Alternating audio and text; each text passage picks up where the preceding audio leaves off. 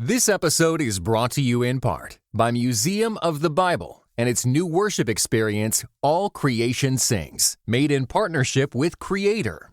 Step into an immersive room with vibrant visuals, soundscapes of praise, and interactive displays illuminating the story of worship. Get tickets at museumofthebible.org/ACS. Before we begin today's episode, I want to advise caution. Today's conversation discusses child abuse, sexual abuse, and human trafficking, and could be triggering for some listeners. Welcome to the Grace Enough podcast. I am your host, Amber Cullum. Today, I sit down with speaker, singer, and survivor, Sonya Brunner. Sonya is the founder of 50 Shades of Grace, a ministry that helps people deal with the pain of their past and those impacted by physical and sexual abuse. Sonya leads her ministry from a place of personal experience. Something I appreciate about our conversation is Sonya's openness in sharing the painful parts of her story and the redemption she has experienced through the love of Jesus. She says, "My story is 50 shades of hurt and pain. Then Jesus rescued me and changed my life. What Jesus did was create a canvas of love and hope, and my life became 50 Shades of Grace." If Sonya's story speaks to you today, would you take a moment and share it with a friend? Good morning, Sonya, and welcome to the Grace Enough podcast. Thanks for having me. I'm so excited to be here today. Yes, it's going to be a great conversation, just an opportunity to dig into your story a little bit. And I know you have a lot of things to share with us. And so as we dive in, go ahead, tell everybody a little bit about yourself, your family, and what you do on a day-to-day basis. I'm Sonya Brunner, and I'm a mom of 2 boys. I'm also a pastor's wife, Pastor Brunner. I talk about him a lot. We are on staff here at a church here in Oklahoma City as the family and children's pastor. He's bivocational, which is our first gig as bivocational. I have a lot to talk about that. We can talk about that later, but that's our current assignment for Jesus. I also have a ministry called 50 Shades of Grace. I travel all over the country. I lead worship, do a lot with music, and then also share my story and speak and help people deal with the pain of their past. Well, and that's what we're going to dive into a bit today. I mean, family is this thing that we all, even if you don't have it, what we think about it is it should be safe. It should be this place where we thrive. It should be this place where we run to when things are going, crazy in our lives everywhere else. But your life was anything but that growing up. And so will you take us back, share a little bit about your childhood? Like, what was it like for you growing up? Well, I had a single mom, and I talk about this a lot. She was lonely and lost and looking for love. And she found that in really unhealthy ways through men, lots of different men. My childhood was hard I always try to share with people that it's one thing to grow up and we all have ideology of, a mom and a dad and grandparents and all of that. But I didn't have that. My mom was really a loner, and she had been hurt by her family. So she took us and left. And so that's what kind of set up, because things are cyclical is why I mentioned that. And so that kind of set us up to become that very story, right, that she had. And so she was on her own and looking for love, and tried to find that in relationships with different men. And one in particular, she would leave me with him when she would go to work. And he was really actually very sweet, played Barbies with me, told me I was beautiful, said that he loved me, first man ever to tell me he loved me. And I remember thinking, you know what, this must be what it's like to have a daddy. And that was kind of my first experience with having a man in the house. And little did I know that kind of love would change the entire course of my life. It started with hands that lingered too long, lips that touched places in a 5-year-old that should never be touched. And it kind of escalated from there. The thing about a story like mine, and there's so many different ones, right? Mm-hmm. We all have stories, is that it doesn't start out hurtful. I think it's really important for listeners to understand that it doesn't always start out scary. It starts Yeah. out, groomers, that's what I call him. They will have you sit on their lap and it can be tickling. And as a parent, I have tickled my kids, but there's a big difference in what a groomer does and what a typical, parents do. And it exactly starts with a hand that lingers too long on a body part that shouldn't be touched. Lips then find places and escalates, right? And so a lot of people will say, I bet you were scared. Actually, as a little girl, I didn't know any different. That was normal to me. And so, it kind of escalated from there. When it did get scary and I would protest and cry and say no and be afraid, that is when the threats came. If you don't do this, I will hurt you and your mom.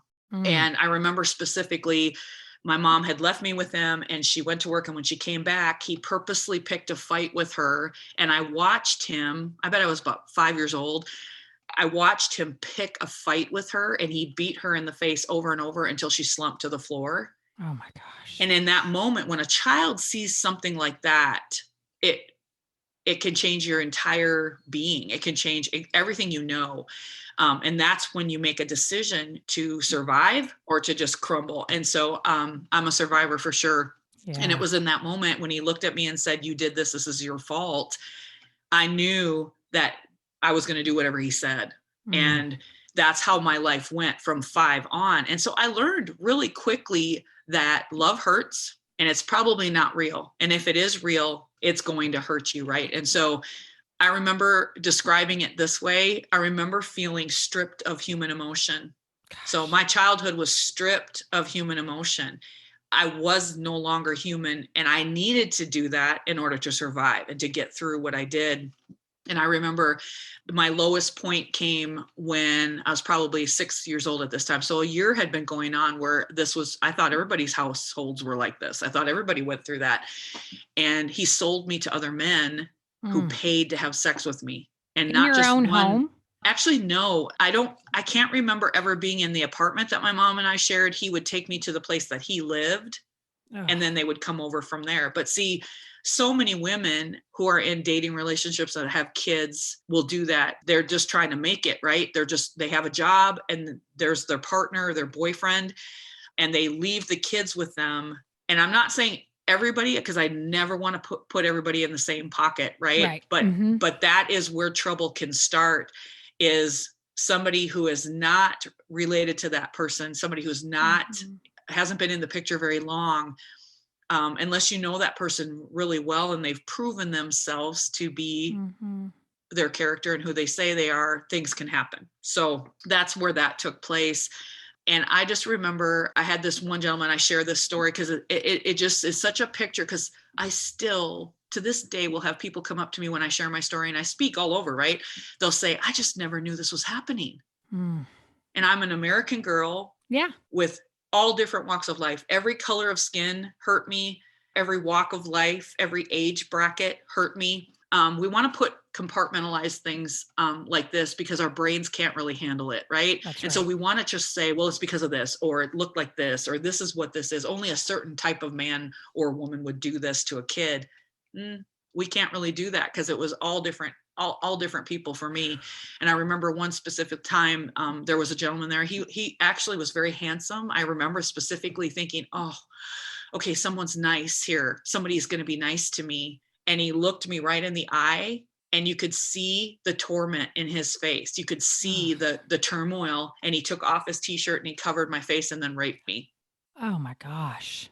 And so that is my childhood. My childhood was, this is what love is, hurt. People will ask me then what happened when your mom found out. Well, that's what I was going to say. Like, I mean, this whole time, how long did it take her actually? Years. Actually years in that relationship.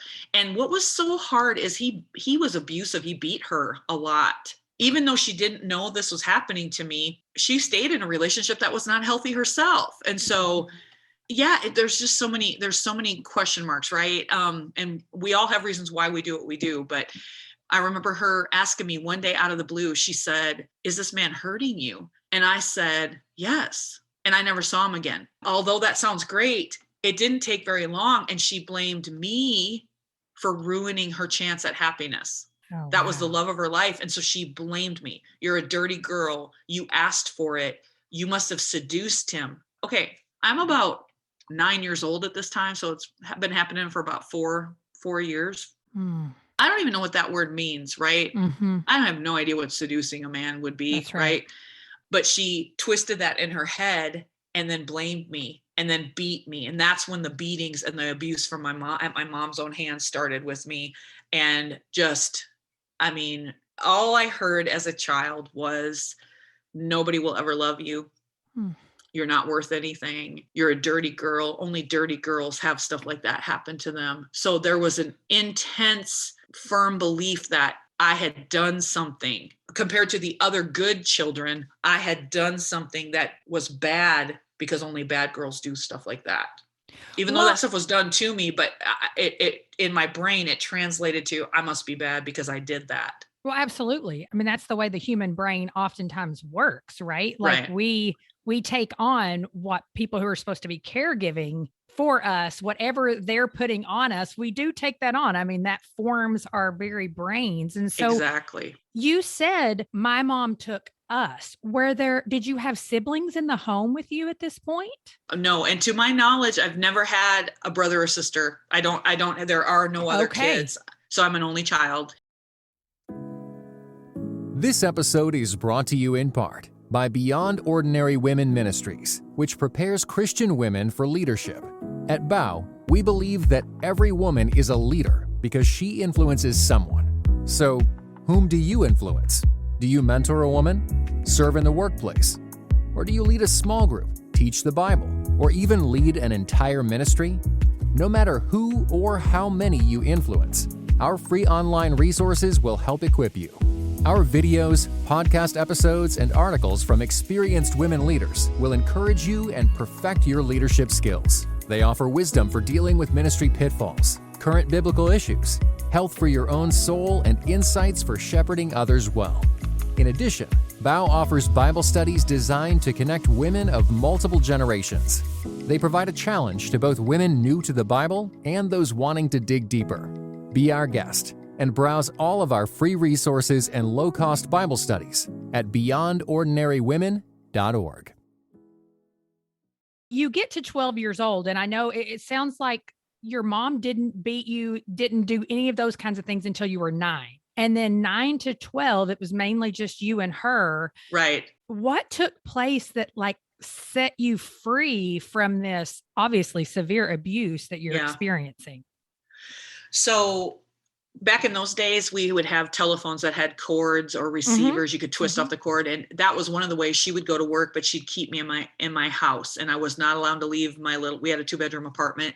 I was not allowed to leave the bedroom or I'd be beat. That was the rule. I was very malnutritioned. I didn't have a lot of food. I never could come out of the room with her being home. I could never be in her presence. And the only time I ever saw my mom, basically from 9 years old on, was to beat me. Like she just did that daily. And so I was really lonely. I remember feeling really lonely and just kind of thinking, this is it. I mean, this is Were you going to school? But I was going to school until the beatings got too much, where there was too much markings. Yep. And then she would keep me home. And the school system actually sent a teacher over, but my mom punched her in the face. And so the next time somebody came back, it was the teacher, or actually a social worker, and a man. And a man, a detective. My mom was really intimidated by men, didn't like them at all. So the beatings were severe. She kept me home. She'd take pieces of the phone with her, so there was no dial tone, so I couldn't call for help. I was about 2 weeks away from turning 12 years old. The lady had been to the house, had been punched. The social worker and the detective came back and said, they sat me down with my mom. She was kitty corner from me, within 2 feet of me, which is a huge mistake that law enforcement does. That's huge. Questioning the victim in front of the perpetrator is never a good situation. Yep, you're not going to tell the truth. You can't, because it's survival mode.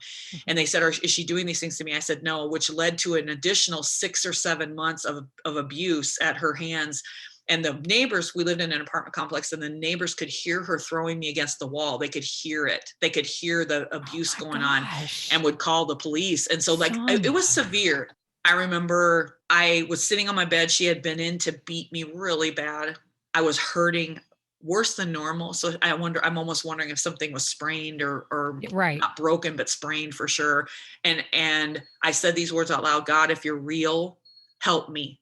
Because when I had asked my mom, do we believe in God? Why don't we go to church? She said, well, God's never done anything for us. We're not doing nothing for him. So that was kind of the atmosphere in our home where we God wasn't a part of it. That's why when I'm sitting there broken and beaten and I said, God, if you're real, help me.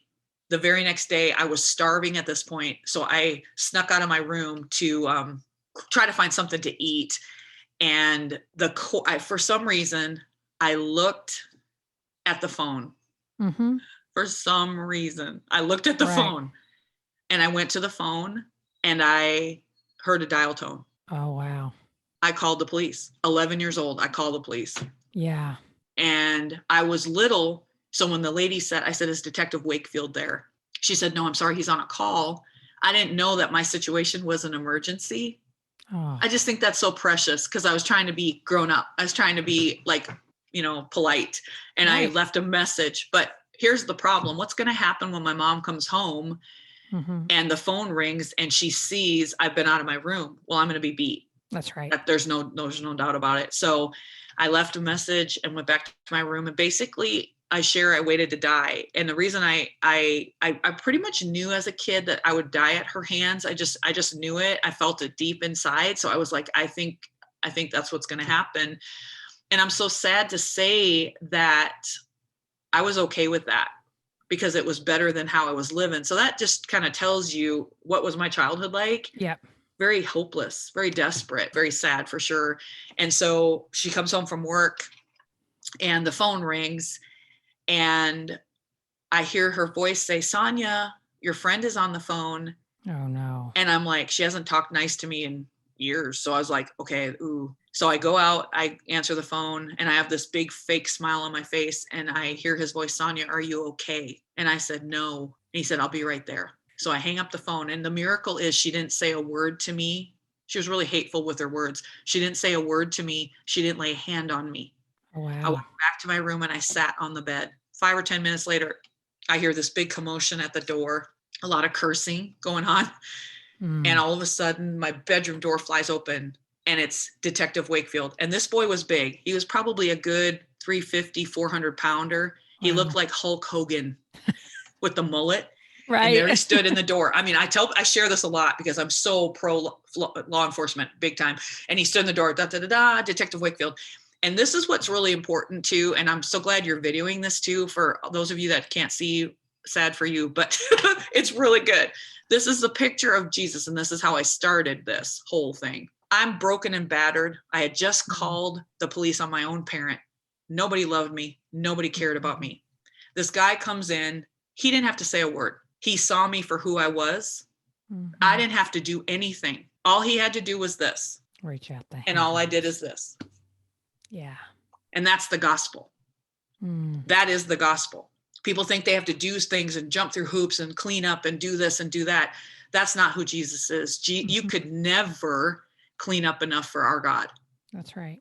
He takes you just as you are and works with that. That's does spectacular, beautiful grace upon shades and shades and shades and shades and beautiful colors of grace. 50 shades at least of grace. So that's my story. That is literally my story. I got rescued, was put in foster care, and that the rest is history. Well, and that's the thing. I mean, not everybody's foster care story is that. And I don't necessarily want to dive into that, but I do want to know, like, how did you end up coming to meet Christ? And I mean, you have great things to say about your foster care experience. Yeah, I mean, it definitely was, it was safe. I'll say that it was safe. It wasn't physically abusive. They took me to church. Church was really freaky. The kids were weird. The church people were weird, but they smelled good. And I remember there was a gentleman, his name was Mr. Gene. I'm walking in, think about it. I'm now 12 years old because I had been in a group home for a couple of weeks till they found me a place to stay. Right. I have slept with so many men at this point. I am a 12-year-old going on 27. like walking in the door of a church for the first time. Mm-hmm. Can you imagine the parents like, oh my goodness, let's keep our kids away from her. Like, woo, keep our husbands away from her. Right. I mean, let's just be real. Like I know. that's it. And so I walk in and I always had this joy. I will say that I'm a really bubbly, like joyful, fun person. And I had that. And I know Jesus gave that to me as a kid, and I was born with it. And I know that's from him. So when I came to church, I certainly was quiet and very distrusting of people, completely stripped of emotion. Right.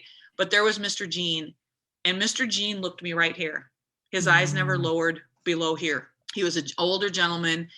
He reached in, he was greeting at the door that day, and he handed me a piece of gum and said, "You are the most beautiful girl I've ever seen. Thank you for being here today. I hope you have a great day."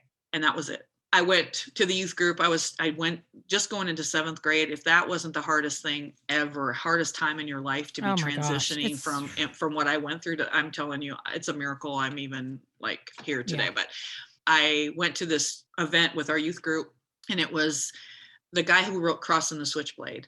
I can't think of his name. Anyway, he was at this arena for youth and was talking about, we all have a choice to make. We either go our own way or we go with God, and it's our choice. Jesus weeps when we're weeping, and he never wanted those hard things to happen to us. And I remember feeling ticked off, like this rage that I can't even describe. If you're so loving, how could you have let those things happen to me? And what I like to share with people is I had to get real. That was the truth. I was mad. I was ticked off, and I was very distrusting of God.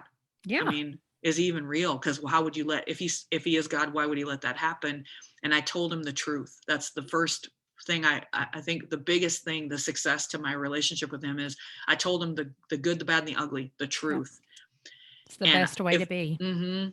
Talk about dealing with crud. I mean, he literally forced me, even coming to know him. Let's deal with it, lady. Let's do it, girl. We got to get real. And so I did. And I felt something's kind of crack in my heart. And I could feel in the best way possible. I could feel him drawing me to him. And when we got to the part of that message where he said, if you want to make Jesus the boss of your life, I want you to come forward and you're going to do that. And I did. I mean, I feel like I levitated. I didn't, but I feel like I did to the front. And I threw myself on my knees. Hundreds of kids went forward, and I was all by myself, and I went forward and I did it. I literally asked Jesus to be the Lord of my life. And when I opened my eyes, my entire youth group was on their knees. We had about 30 kids in the youth group, and they were there weeping. It's just such a beautiful picture. And in that group was Pastor Ricky McHottie Hot. So I've literally known my husband since before I was human to when I got saved. He's been with me the whole time, like literally the whole way. And so just so cool what God does. That's cool. And teenage years were hard. I certainly pressed the envelope. I was boy crazy. That had a lot to do with my past, and the switch was flipped early on in my life. So I was always testing the boundaries, and I, was doing the church thing and growing in the Lord. That's the thing that kept me, as I was devouring scripture, because I really want to know who this Jesus dude was.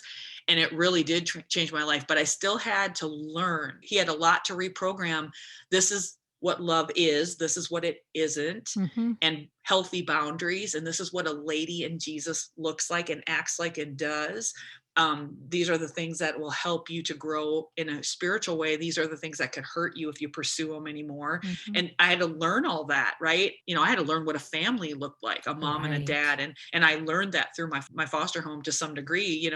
There was a lot that I learned in those days. But again, it all came back to being real with Jesus, giving my heart and my life. If you can think about how difficult that would have been to trust somebody I cannot see with my entire being willingly.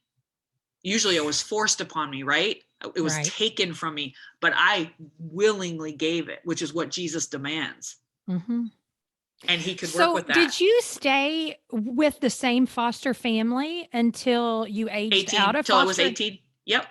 I did. Okay. That's incredible, because that also doesn't happen that often. Exactly. And it was not, like I said, it was not abusive. They were good people. It was really good. Talked about this a little bit. I mean, we come to know Christ, and it is this slow process. Yes, we are immediately a new creation in him. So his blood covers us, his righteousness covers us. But it is a lifelong process to become like him. And so, with someone who's experienced the level of trauma that you have, I can only imagine some of the things that you walked through. And so, are there any things that you can think about, like teenage, even adult years, where something maybe triggered you and you really had to work back through, like, no, I do belong to God. I am loved by God. I am his creation versus that nobody wants me.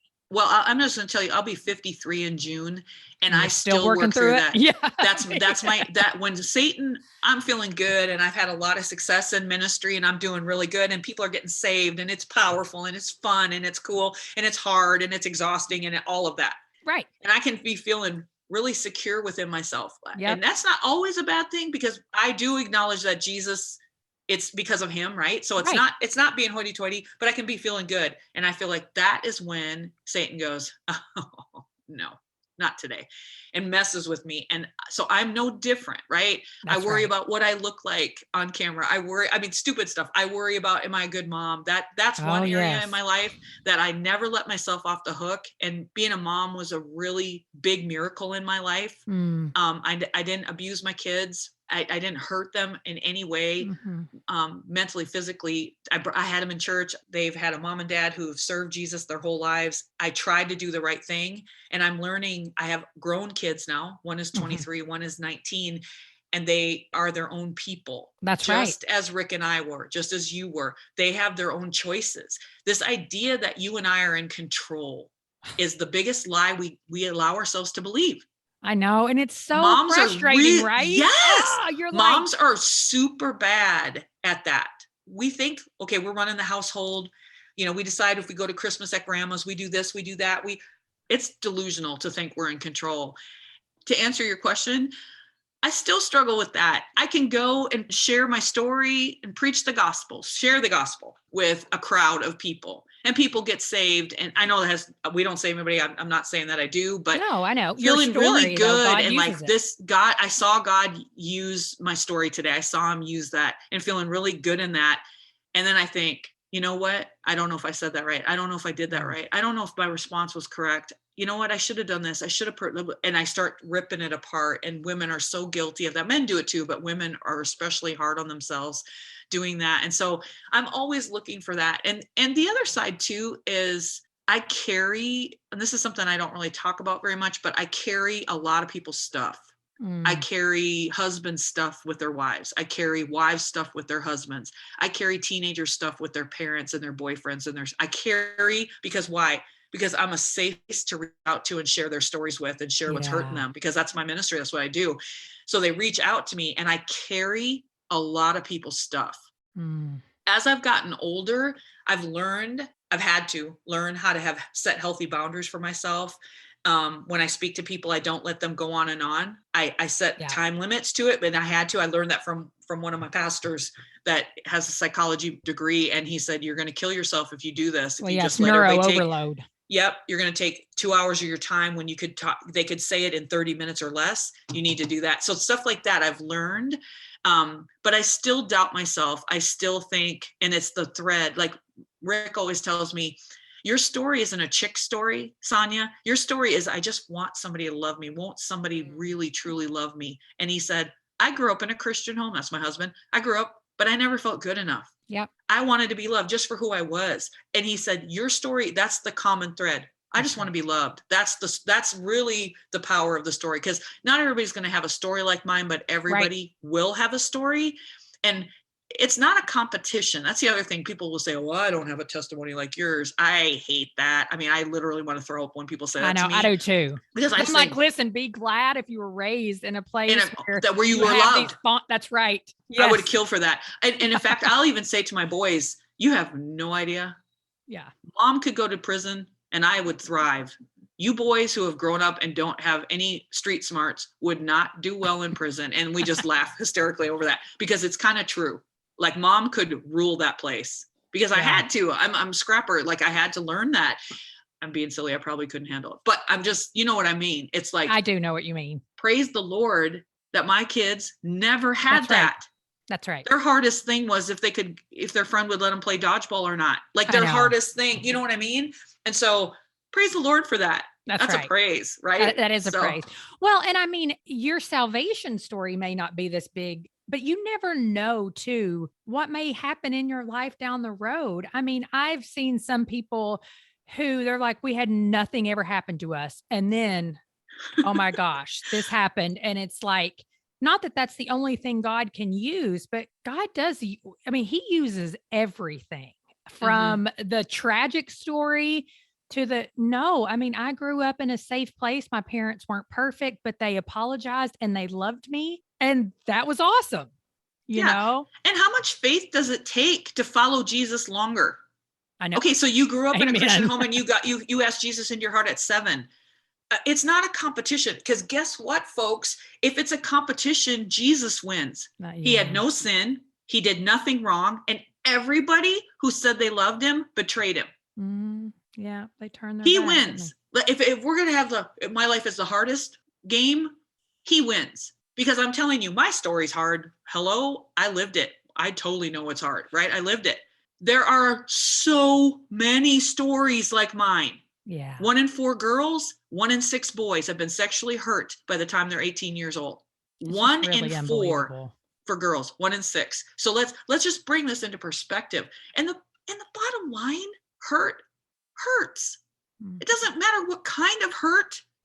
If you get hurt, it hurts you. So there's no competition here. The other part of it too, I love being a guest on podcasts. I just think it's cool. It's fun. I know it is. Because you get to reach people that you just would never get to sit down at dinner with, right? And so I love that aspect of it. But people need to remember that part of my story is this much.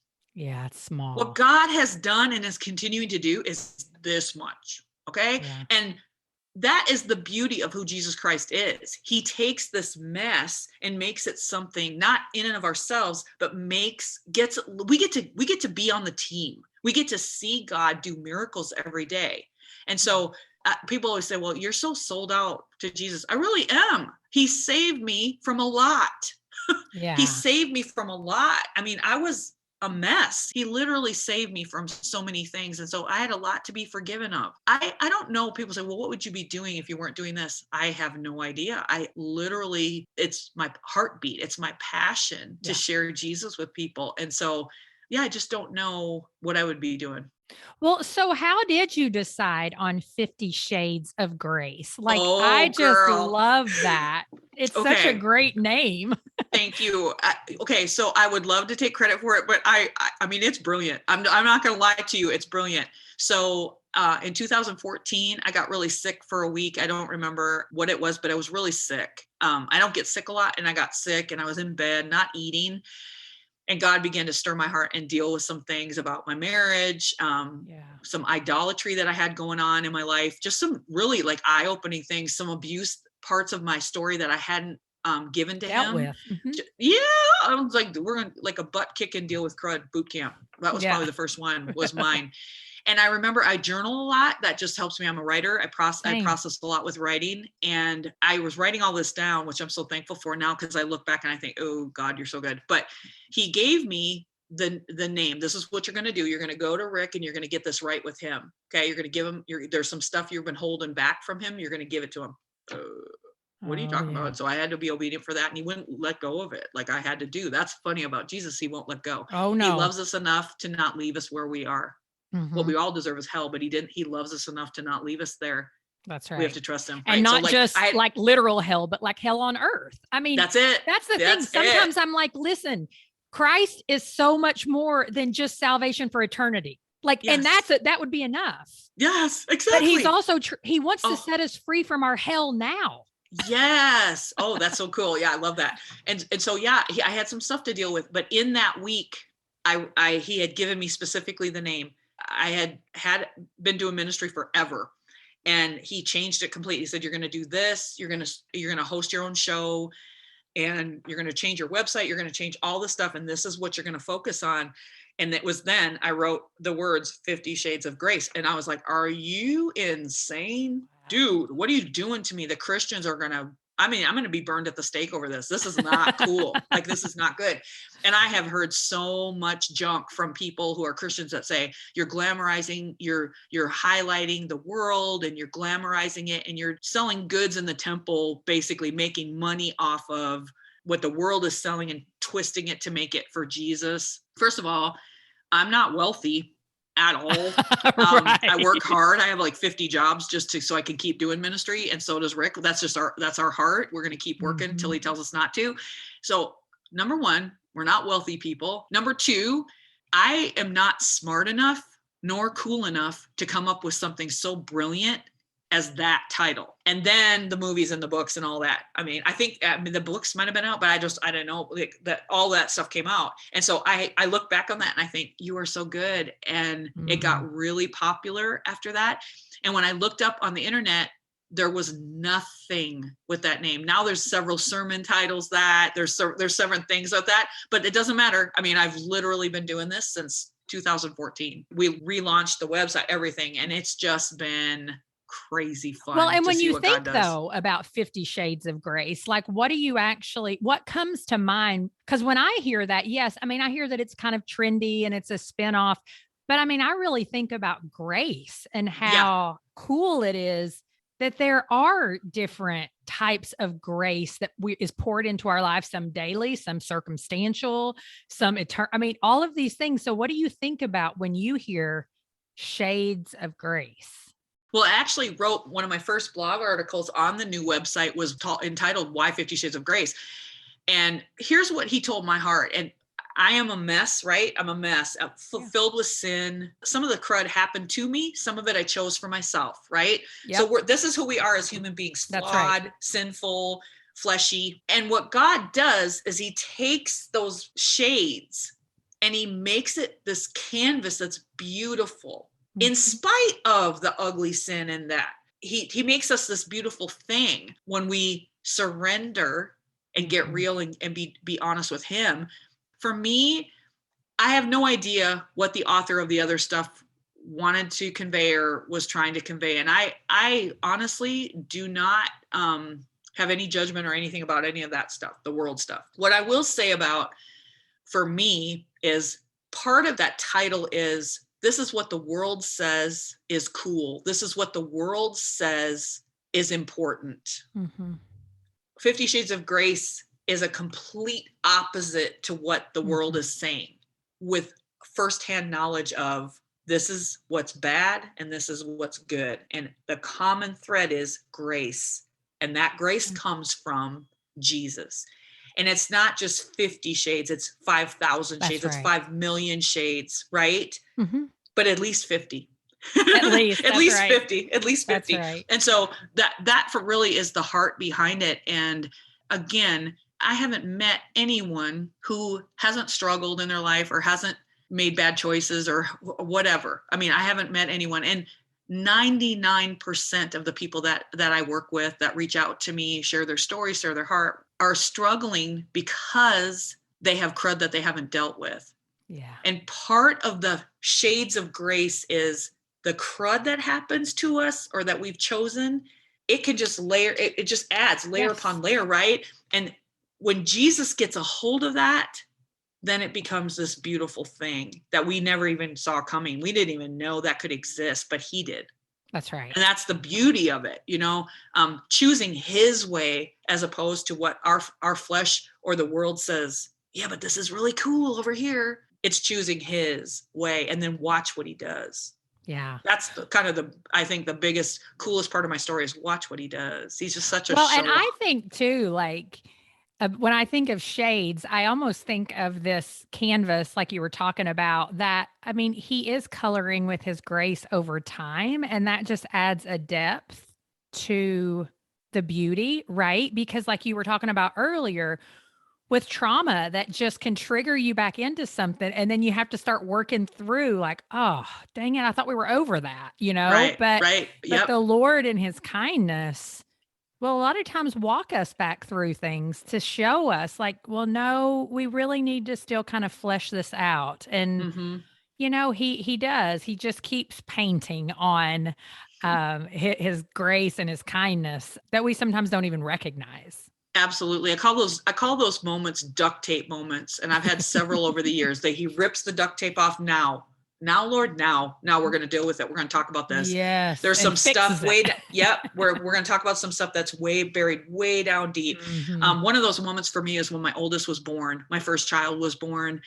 I really doubted my ability. I was really scared to have a baby because I didn't want to hurt it like I had been hurt.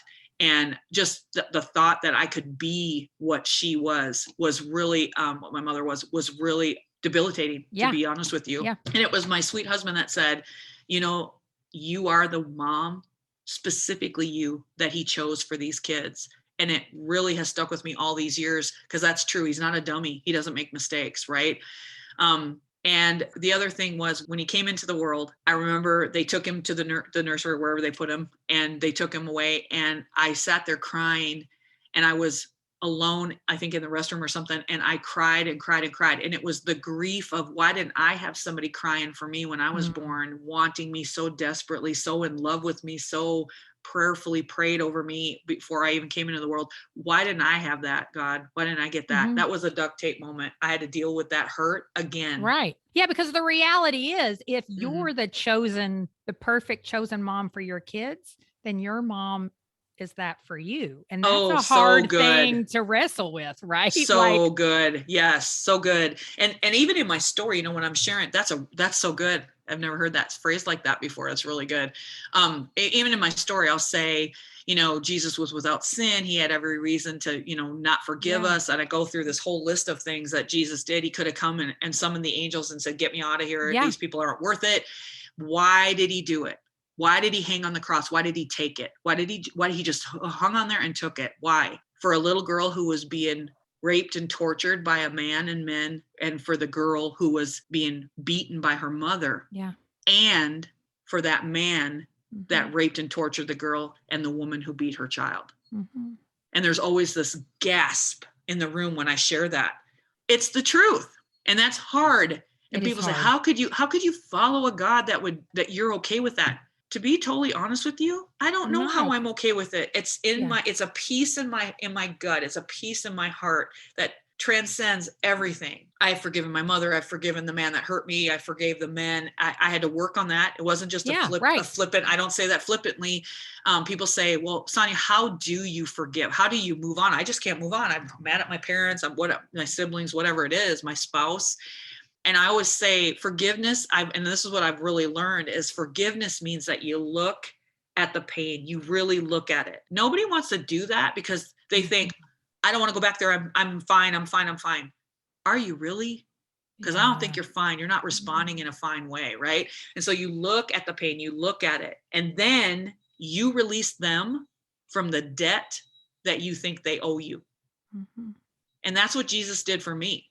Yeah. I owed him a debt for my sin. I mean, did those men that raped me, did they owe me something? I mean, at least I'm sorry, right? They owe me something. Yeah. Did my mother owe me something? Yeah, she did. Yes, absolutely. So I had to look at that, feel how that felt, work through it, and you keep working through the crud. You keep doing that until it doesn't cause you to respond in a way that's harmful to yourself or to others. And when you're ready, you release them from the debt that they owe you. Just like when we hurt people, they do that. They should do that for us too. Well, and let me ask you a question as we begin to close up here. Did you ever have any more interactions with your mom ever again? Yes, that's a great question. Yes. So my precious mother-in-law bought me calling cards. And sometime my mom had a lot of mental illness that was discovered after the fact, after I was out of the home and removed. And she would call the foster home because that's the last known number she had of where her daughter lived. And this is years ago. I'm old. I'm in my 30s and 40s. Like, she would call. And my mother-in-law got me a calling card because what would happen is my birth mom would reach out to the foster family. The foster family would then let me know, because they wouldn't give out my name or my number for safety. They wouldn't give it out, which is great. I always appreciated that. And I had a choice to make, to call or to not call. And so I would pray through it, and it would be like, you need to call. And this happened maybe 5 times in my whole adulthood where I talked to her. The only time I ever saw her was 3 months after I was removed from the home. the foster care system she wanted to visit. They had me go spend the night, which is a shock after the level of abuse I had suffered. And I went to spend the night. And do you know what she had me do? She had me throw away every childhood book, every toy. Oh. She made me do it as a form of torture or abuse or hurtfulness. And I was throwing myself away in the trash. So I never saw her again, but I did talk to her 5 times. And on the last call that I ever talked to her, Rick got to hear her voice. He said, "You guys sound so much alike. It's weird. It's so weird." I'm like, "I know, isn't that weird?" And he was listening in, and she was talking, and she said, I met a man. She always had a man in her life because that's how she felt love. And he's taken me to church. And I said, "Oh, that's really good. As long as they share the Bible, that's the main thing, is that they tell you the Bible, teach you the Bible. That's the main thing." And Rick is listening to this whole conversation, and she's like, "Yeah." And she said, "I've been working hard, and he takes me out to eat. He treats me really good. And I'm sorry I hit you. And it's been really fun. And I've been working hard." And Rick and I looked at each other across the room, and I was like, "Oh my word." Like that's the first time. So many victims don't ever get an apology. Mm-hmm. No. And in her mental illness or her mindset, I don't know what she knows and what she doesn't. She certainly is fully responsible. That's not what I'm saying, but I don't know. I've been out of the home, and I'm an adult living my own life. I have no idea what is going on up here, right, with her. That's right. So for her to say that was real to her. "I'm sorry I hurt you. I'm sorry I hit you." It is a big deal, because a lot of times it's a big deal. And if it's like a narcissistic person, I mean, you don't get that apology a lot of times. I know. So. And so like, that was I was really thankful to Jesus. That was a sweet little thing that he gave me, that little gift. I never did talk to her again. I found out in 2016, she had passed in 2013. Okay. So I never knew that, but she has passed away.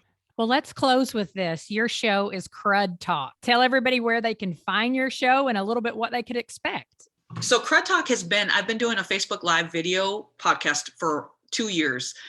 And I've always known that I wanted to take it to a different level. And my speaking engagements, I speak all over to all different groups. I do girls conferences. I do pastor conferences, because a lot of pastors want to know, how do we deal with these women or these kids that are in our congregation that's so mature and responsible, actually. And so I do all kinds of stuff. I do Crud boot camps all over the country. I've done one in Africa. It's really fun. That's cool. Helping people deal with their crud. And so Crud Talk came out of that. Let's have a weekly show where we talk about crud. It's not always the doom and gloom. It can be crud, like, how do you raise kids? In today's culture. Yes. Let's deal with some marriage crud. We do a lot of marriage crud. Let's deal with family crud, the family dynamics. Let's deal with in-laws. We talk about it. Let's deal with friendships, good, healthy, unhealthy, right? So Crud Talk is about crud. And it can be different topics. It doesn't have to be sexual abuse or physical abuse, although that does come up. Like so heavy. Yes, it's not always about that. It can just be, I'm not really liking my husband this week. So like, how can God change my heart on that? And then we laugh, the girls and I, we laugh, or whoever the guest is. And so you can go to my website, sonyabrunner.com, and you can check out, there's past episodes there. I have 117 episodes of Crud Talk. The cool thing that I haven't talked a lot about, people don't know is happening, is there is a group here in Oklahoma that has decided, they've come forward and they're going to shoot my story. Nice. On film. And it's a dream of mine to do that. That's great. A lot of people ask me, are you going to write a book? Are you going to write a book? I love it because I'm a writer, but God hasn't ever given me the green light to do it. So I don't want to do it until he gives me the green light. But sharing my story is what I do. And so the cinematographer that's doing it is incredible. He's a great filmmaker. And so we actually shoot my story on June 2nd. Oh, so that's the initial. So it's coming up. Yeah. I'm really excited because to be able to put this on film as a mini documentary, if you will, to be able to put it on film and to share other pieces that I don't normally share when I go out and speak is going to be really cool. And not only that, but I think of missionaries. I have so many stories people write to me. There was a prostitute in Thailand who was with an American man. He went to take a shower when they were done, and she stole his Bible and his cash. She went home and they were looking up the movie 50 Shades of Grey. And they got me and my face. Surprise, surprise. Oh my gosh. She reached out to me, and I have that software that you can translate the language. And she said, if he can save you for all you did, can he save me too? And she got saved. Wow. So it's just really, I have story after story. So to be able to take that and send it abroad where I could never go, it is going to go places that I could never go. And what God will do with that is so incredible.